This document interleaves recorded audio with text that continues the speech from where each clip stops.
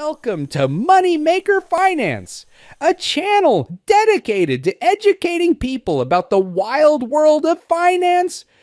I am Professor Pedagogy. Our videos have been created for you to invest in your knowledge of finance, helping you recognize gains in your knowledge bank and see a return on that investment. Now, we will start to go down the rabbit hole of bonds. What are they? Should you invest in bonds?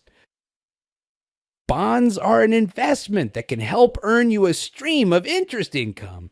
They are issued by governments and corporations to help raise money. The money raised is typically used for special projects or to help operate better. Corporations and governments pay you interest for your investment because you are essentially lending them money. Issuing bonds helps these entities diversify their debt portfolio. It also allows them to raise money without putting up some form of collateral. Basically, the collateral is your trust. You invest your money because you trust that they will make their interest payments and return your initial investment. When you purchase a bond, the amount of money you give the company or government is called the principal amount. This is the price you paid for the bond. You might also hear the price for a bond called face value or par value. Most bonds have a face value of $1,000. But there can be bonds with face values of $500 and even $10,000. Let's say that you buy a bond that has a face value of $1,000. That is the principal amount you will get back when the bond's term ends. But when will you know when the bond's term is over? The maturity date. This is the date when the bond's term ends. A term for bonds can be anywhere from 6 months to 30 years. When the maturity date is reached, you get back the principal amount that you invested. If you bought a bond at $1,000 face value with a 10-year term, you get back your $1,000 investment in 10 years. But what happens during the 10-year term? Does your money just sit there? No, it goes to work for you. You collect interest income based on a percentage of the principal amount you invested. The percentage is called the coupon rate, and it tells you how much money that bond will make. It is basically the interest rate that the company or government is going to pay you for loaning them money. The coupon rate is a fixed rate that will not change during the bond's term. So, if you purchase a bond for $1,000 that has a 3% coupon rate, you will make $30 of interest income each year. Over the next 10 years, that will add up to $300. Not a bad return for a fairly low-risk investment.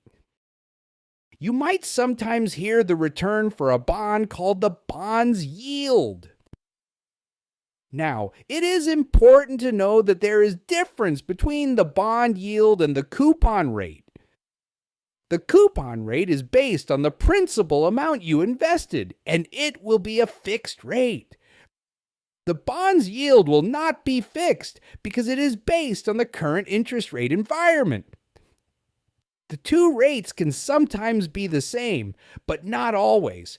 That is because not everybody buys a bond and lets it ride till the maturity date. Some investors like to play the game and try to maximize their returns. To do this, investors go to a secondary bond market.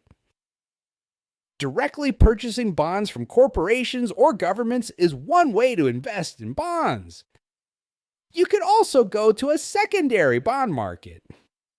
Here, you can buy bonds for above or below their face value. But why would a bond be sold for above or below their face value? Interest rate risk. Bonds have an interesting relationship with interest rates. When one goes up, the other goes down. So, when interest rates increase, the value for a current bond will decrease. That is because higher interest rates on new bonds will offer better returns. This might trigger some investors to sell their current bonds and buy new ones at a higher rate. But since there will be less demand for the current bonds, they will likely need to sell their bonds for less than face value and purchase new ones above their face value.